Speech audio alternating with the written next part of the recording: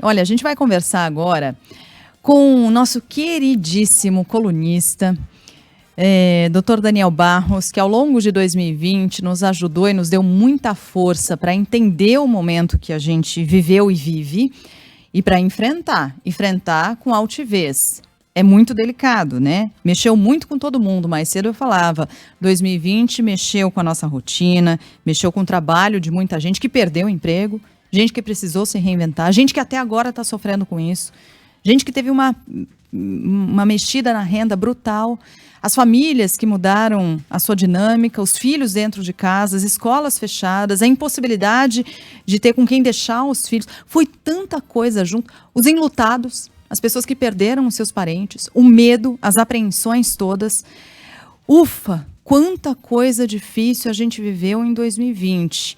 A gente está cascudo para 2021. Não dá para esmurecer, mas a gente quer um tiquinho de otimismo para olhar e para cuidar especialmente da nossa saúde mental, para a gente não pifar. Por isso a gente convidou o Dr. Daniel Barros para nos ajudar nesse sentido, e ele gentilmente está nesse horário, num dia 1º de janeiro, junto com a gente. Dr. Daniel, feliz ano novo, bom dia, obrigada por estar com a gente nesse primeiro dia do ano, viu? Bom dia, Carla. Bom dia aos ouvintes. Feliz ano novo para todo mundo. Tanto tema que você falou aí, a gente vai ficar junto então até as 9 qualquer coisa da manhã, né? Pra gente falar de tudo isso. Obrigada pela consulta, viu, doutor? É meio que isso, né? É isso. Doutor, vamos lá, vamos começar aqui. Hoje saiu uma pesquisa do Instituto Datafolha a respeito de otimismo, basicamente, né? 68% dos brasileiros responderam que 2021 deve ser melhor do que 2020. Quando a gente deu essa notícia, a gente falou, também tinha como ser pior? Tirando esse aspecto, doutor, que olhar a gente pode ter para 2021 sem deixar de se cuidar, porque a pandemia está aí, os números continuam crescendo, a gente vai precisar continuar se cuidando, torcendo para que venha logo uma vacina, mas não só cuidando da nossa saúde física, dos nossos, das pessoas que estão próximas, a gente se preservando ao máximo, mas cuidando da gente emocionalmente para que a gente não paralise. Como é que a gente faz, doutor? Então, a gente precisa, Sheila, fazer uma coisa que ao longo do ano, várias vezes no Humanamente, a gente comentou sobre isso, né? A gente precisa dar uma ajustada no nosso radar. Você pensa assim, puxa, Daniel, mas tanta coisa ruim aconteceu em 2020. É verdade, não dá para negar. Não dá para a gente fingir que 2020 foi um ano normal, ou foi um ano como outro qualquer. Eu até lembro de um ano que a Carla me entrevistou, eu acho que não sei se foi 2019, 2018, e aí ela perguntava assim, mas por que esse ano tá tão ruim, né? Tem tanta coisa ruim acontecendo. E aí eu falei, não, só que tá concentrado, né?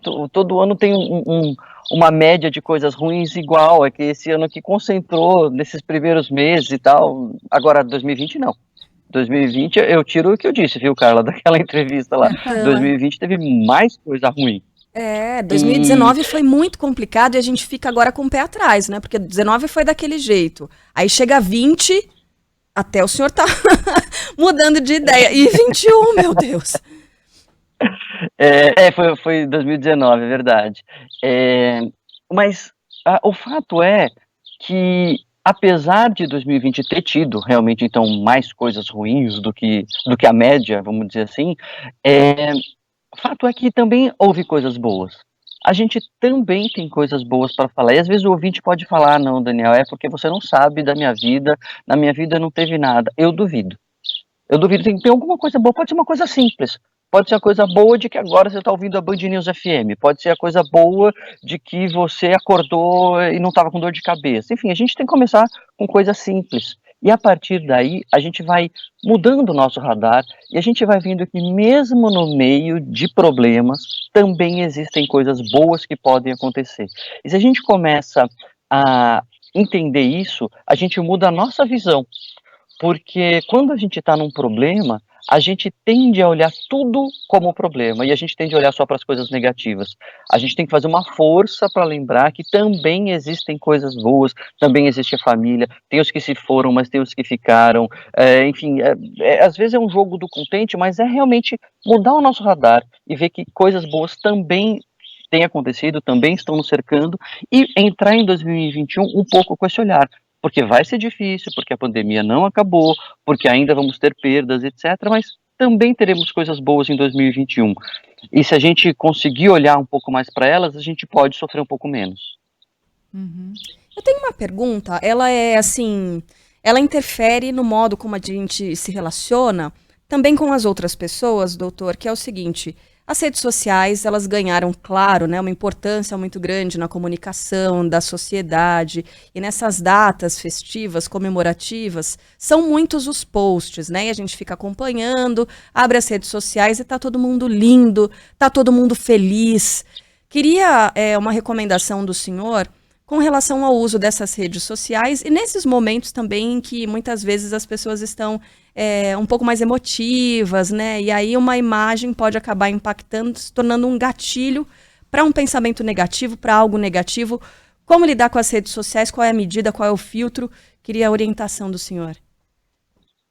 É uma dica muito boa, você já deu, Carla, é a pessoa perceber o que a rede social faz para ela, né? A rede social, eu brinco que ela é a nova janela, né? No interior, antigamente, né? Eu tô refugiado aqui no interior nesse final de ano, e no interior você via aquelas casas com a janela na calçada, assim, né? Que a janela dava direto para a rua, e tinha às vezes as pessoas que ficavam ali o dia inteiro na janela, e a pessoa podia ficar conversando, trocando ideia, conhecendo as pessoas, de vez em quando comprando alguma coisa ali de um comerciante que passasse, etc. Ou ela podia ficar lá na janela só falando mal dos outros, só invejando, só fazendo futrica, só, enfim, é mais ou menos a mesma coisa.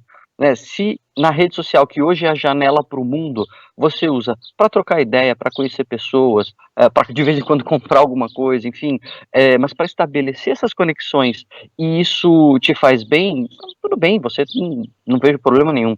Mas se você percebe que você olha aquilo e aquilo te faz mal, aquilo te faz ficar chateado, porque você acredita, né? O problema da rede social não é a gente postar aquelas coisas, o problema é a gente acreditar nas postagens alheias, né? Porque todo mundo só posta foto de coisa boa. Na verdade, a gente só tira foto de coisa boa. Tirando os fotojornalistas que tiram foto de tragédia, a gente só tira foto de coisa boa. Nossos álbuns de família não são fotos de velório, são fotos de aniversário. Então é isso, né? A rede social é nosso álbum aberto. A gente olha o dos outros e acha que a vida dos outros é só aquilo, e não é, né? Mas então é isso. Acho que minhas dicas são lembrar que aquilo é só um álbum, né? Aquilo são só os melhores momentos. Mas se mesmo assim a rede social te deixa chateado, então não entra, né? Evita. Eu acho que cada um tem que saber a sua própria medida. Uhum. Sabe por que eu estou dizendo isso, doutor? São duas perguntas em uma, na verdade. Essa reflexão, a primeira reflexão veio depois de eu entrar no Instagram do Rodrigo Orengo, que é o nosso colunista de Brasília. Ele cozinha, doutor, que é um negócio. Não, a ceia dele agora de Réveillon foi um desafio que a gente lançou aqui. Foi um escândalo. Uma afronta. Ele fez uma costela de porco, uma coroa de costela, na verdade, ele amarrou aquilo. O negócio ficou sensacional. O Rodrigo Orengo tá de plantão, assim como eu estou de plantão. E no meu plantão eu não lavo nem louça. E eu abri o Instagram... Então, foi uma provocação. Eu abri o Instagram do Rodrigo Orengo e vi aquilo e falei, meu Deus, olha como eu não sou produtiva. Como é que pode? Ele no plantão consegue fazer um negócio desse e eu não lavo nem a minha louça. Eu queria, doutor, saber, primeiro, é mimimi da nossa parte quando a gente está trabalhando demais e tal? Ah, não, eu mereço não fazer nada nesse período em que eu tô com muito trabalho. Eu mereço não praticar atividade física porque eu tô me dedicando demais aos meus filhos. Como é que faz pra gente ser um pouco menos mimimizento em 2021? Digo, como é que a gente faz pra se exigir mais, mas sem esticar demais a corda? Para que a gente consiga produzir mais, mas mantendo o equilíbrio também. Isso é importante também, né, doutor? E o foco aí tem que ser em manter a saúde, não em produzir mais, viu, Carla? Se para manter a saúde mental e relaxar no meio do plantão o Orengo cozinha, ótimo. Então ele tá ficando tranquilo e tá mantendo a sua saúde. Se para manter a sua saúde mental você deixa a pia de louça suja, então deixe, né? Eu acho que a gente precisa prestar mais atenção naquilo que nos faz bem. Esse é um ponto bastante importante, porque a gente fica muito preocupado com a produtividade e tem aquele dito que é quase um chavão, mas ele vai muito bem assim para um momento como nós estamos aqui de reflexão, né, de ano novo. Ninguém no leito de morte diz assim, ai, eu podia ter dado um plantãozinho a mais, né? Puxa, eu podia ter escrito um texto a mais ali, né? Não. Você fala, puxa, eu podia ter ficado mais tempo com aquele, eu podia ter passado mais tempo com aquela, eu podia ter feito mais do que eu gosto e etc. Óbvio que a gente não consegue fazer só o que gosta na vida, mas a gente não precisa abrir mão de tudo que a gente gosta. E eu acho que é um pouco isso que acontece, né? Muitas vezes a gente preocupado com a produtividade, preocupado com os outros, preocupado, enfim, com tantas coisas, o nosso cronograma de prioridades não bate com a nossa agenda de compromissos. E a gente tem uma lista de prioridades do que eu queria nessa vida, do que eu gosto, do que é importante, e a gente tem uma lista do que eu preciso fazer hoje. E às vezes é muito difícil fazer essas listas casarem. A gente pode trabalhar em 2020 para elas ficarem um pouco mais parecidas. Nunca vai casar. É muito raro a pessoa só fazer na vida aquilo que realmente é 100% importante para ela. A gente tem que trabalhar, a gente tem que dar plantão, a gente tem que trocar fralda, a gente tem que fazer, né, essas coisas. Mas se a gente conseguir colocar um pouquinho mais parecida a nossa agenda diária com a nossa lista de prioridades, a gente sem dúvida nenhuma vai estar trabalhando para uma vida melhor e para o mundo melhor, né? Porque se todo mundo consegue fazer um pouquinho mais isso, o mundo todo fica melhor. A Nana está perguntando só como não confundir isso com a procrastinação, né? Como conseguir dar andamento nos projetos que nem sempre são os mais agradáveis de serem feitos. A procrastinação, ela é diferente, eu acho, porque a procrastinação é você evitar de fazer um negócio que você tem que fazer. Você sabe o que você vai ter que fazer, você não vai fazer agora, você vai fazer daqui a pouco, e isso vai te trazer um problema. O prazo vai estourar, você vai fazer mal feito, etc. No caso da louça, né, pegando aqui um Eu tô falando isso fora do ar, é a louça, ela vai estar lá depois. Exato. Não tem assim tanto problema, você sabe que está procrastinando, você sabe que ela vai estar lá, mas e daí, né? Uma hora vai ter que lavar, então uma hora lava. Quando a gente tem coisas importantes que a gente está procrastinando, a gente tem que entender por quê. A gente acha que a procrastinação é uma estratégia de lidar com o tempo, né? Porque a gente não consegue priorizar e tal, mas na verdade a procrastinação é uma estratégia de lidar com as nossas emoções. A gente procrastina aquilo que nos dá medo, aquilo que nos dá raiva, aquilo que nos desmotiva, e a gente tem que, então, ir na raiz, né? Por que eu tô com raiva? Eu tô com raiva do meu chefe, quando eu responder isso aqui, então ele vai ficar feliz, eu não quero deixar meu chefe feliz. Eu tô com medo porque eu acho que eu não tenho competência para fazer isso, por isso que eu tô adiando. Não tenho motivação nenhuma para fazer isso, é muito chato, então, por que eu tenho que fazer um negócio que é tão chato assim? Eu posso rever essa tarefa? Enfim, a gente tem que ver qual é o aspecto emocional que está por trás da procrastinação. Doutor Daniel, a gente sabe que algo que nos alimenta muito, a maioria das pessoas acaba sendo assim, é o que a gente planeja para o nosso ano, né? Isso muitas vezes faz com que a gente levante da cama todos os dias. Hoje eu vou trabalhar porque eu tenho uma meta ali na frente que é reticências. Essa semana aqui eu vou até o fim porque lá na frente eu quero reticências. Então, o planejamento é fundamental para que a gente siga em frente, para que a gente siga vivendo, batalhando, trabalhando, perseguindo as nossas metas, sonhos, enfim, objetivos do ano. A pandemia nos impossibilita, em boa medida, de fazer planejamentos. Você não pode planejar um casamento, você não pode planejar uma viagem, você não consegue planejar como vai ser o mês seguinte, você não consegue... Como lidar com um ano em que é tão difícil fazer os planejamentos que muitas vezes nos norteiam, nos dão um norte para aquele ano como um todo? O que a gente faz num caso assim? Faz planejamentos mais curtos, metas mais curtas, a da semana e não mais a do ano? Como é que a gente faz? Os ouvintes não sabem, né, Sheila? Mas não tem nada combinado das nossas perguntas. Vocês me botam na fogueira mesmo, assim, queima. Se vira aí, ó. Eu tenho uma dúvida, Daniel. Se vira aí. O que você acha? E aí a pergunta vai rolando, a cabeça já vai pensando aqui. Como é que eu saio dessa? Os passarinhos estão ajudando aí, né, doutor? Os nossos ouvintes estão falando. Gente, que lugar gostoso onde ele tá, os passarinhos e tal. Agora uns mosquitinhos apareceram ali também, mas... Os mosquitinhos apareceram. Eu tô em Arandu. Tô aqui bem no interior de São Paulo, refugiado aqui com a família e Os passarinhos são uma diversão à parte nessa pandemia. Agora, eu acho que dá para fazer plano, Sheila, não dá para fazer cronograma direito, Tá. né? Eu queria viajar, eu queria uma viagem que eu tenho um sonho de fazer com a minha família, um sonho. Eu queria ir para a África do Sul. Eu não conheço, eu ouço dizer que é bonito, eu ouço dizer que não é tão caro assim como a Europa, então eu tenho um plano de ir para a África do Sul. Eu queria ter ido esse ano e não deu.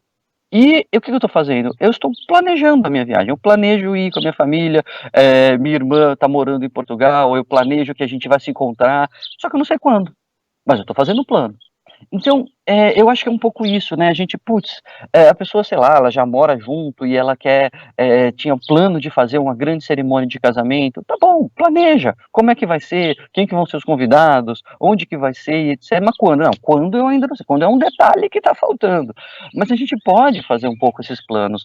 Eu gosto da história do John Stockdale, que foi um militar americano que foi preso na guerra, parece que foi um militar de mais alta patente que foi preso na guerra, e ele ficou 8 anos preso quase, e perguntaram para ele depois quem que morria primeiro lá na prisão, e aí ele falou que quem morria primeiro na prisão eram os otimistas.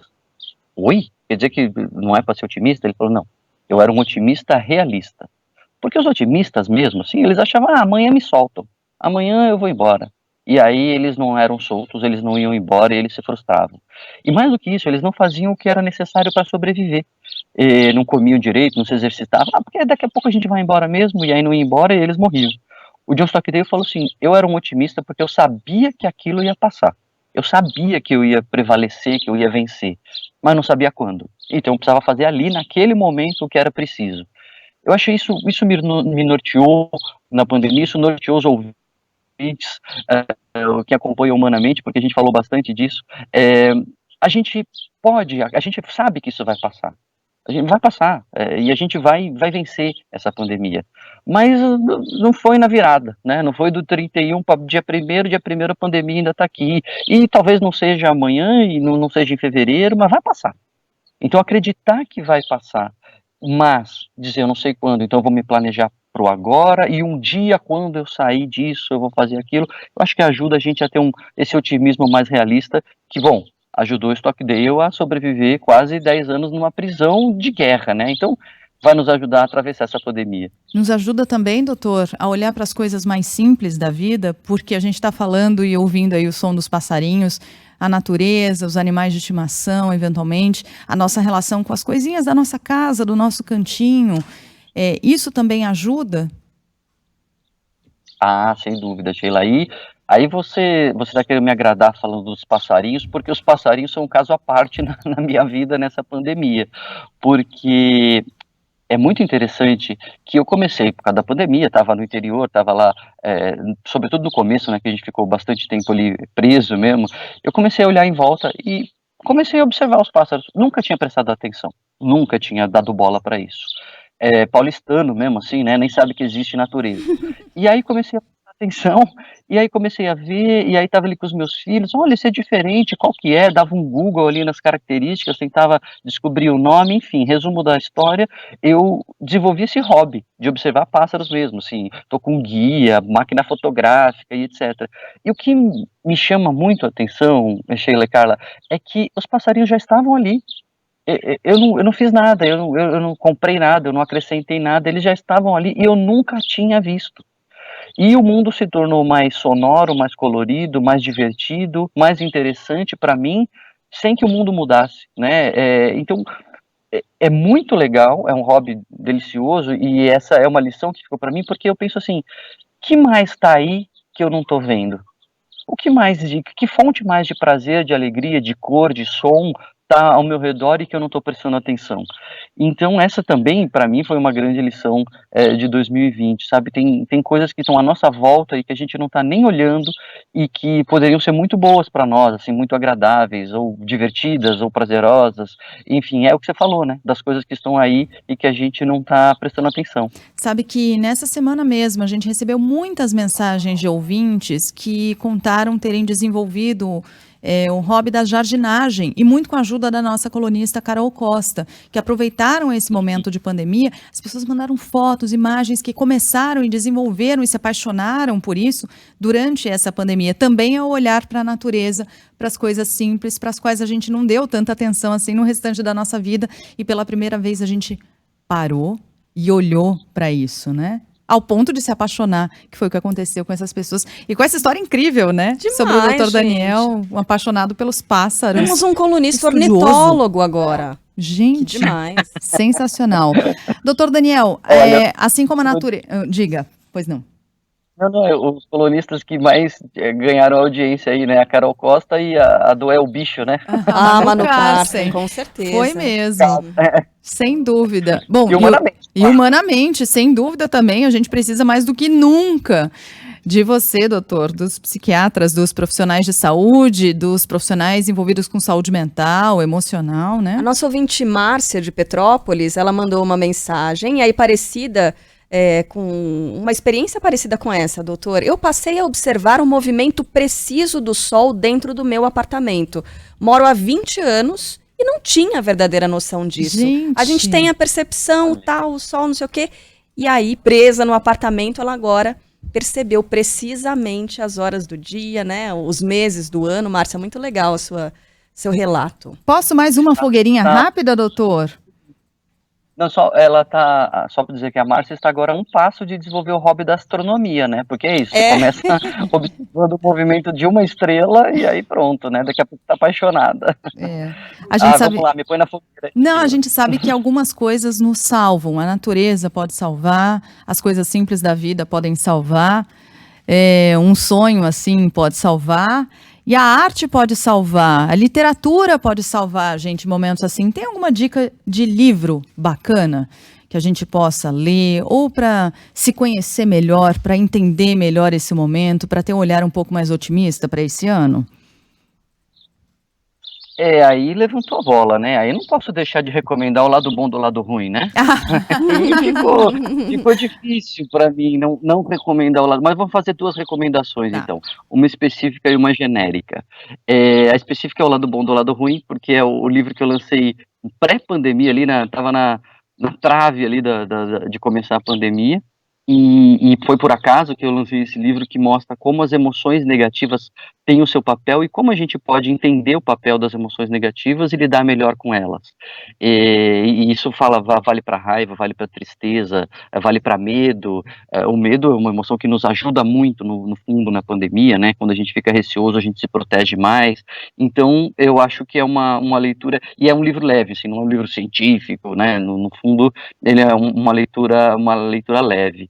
Agora, só para não ficar só no jabá, né, falando de mim mesmo, eu vou falar outra coisa que eu redescobri. Essa eu já conhecia, essa eu já prestava atenção, mas fazia tempo que eu não dava tanto valor e tanta atenção, que são os romances. A leitura de livros de ficção, sabe? De livros de histórias que te colocam num outro lugar.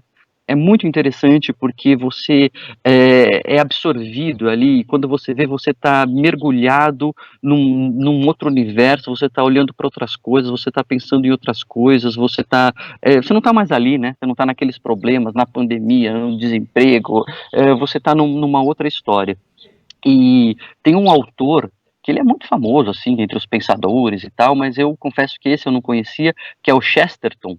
Chesterton era um pensador e jornalista, escritor e tal, e depois ele se converteu ao catolicismo e se tornou um apologeta, né? Ele fazia a defesa do catolicismo e tal, e foi um autor que eu descobri esse mês, assim, eu comprei um livro, tá sendo relançado a obra do Chesterton, lá pela Sociedade do Chesterton do Brasil, comprei ali alguma coisa em financiamento coletivo e recebi, e tô lendo esse romance, um romance dele chamado A Esfera e a Cruz, que é muito imersivo, então ajuda a gente a pensar. Então eu estou falando aqui do Chesterton, que é uma dica que eu dou, mas dou a dica mais genérica de romance, assim, cada um vai ter um estilo, cada um vai ter o que gosta.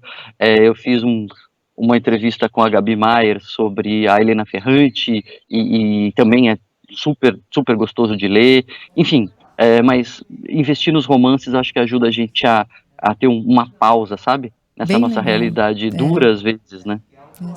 É assim. O lado bom do lado ruim é uma delícia, é levinho, dá para ler em um dia, eu li em um dia, rapidinho, bem gostoso. E, aliás, há ouvintes escrevendo para cá, falando a mesma coisa. A Rosana aqui no chat do YouTube, nossa, eu adorei esse livro, enfim, falando aqui. Outros ouvintes também se manifestando da mesma forma. Então, boas dicas aí para os nossos ouvintes.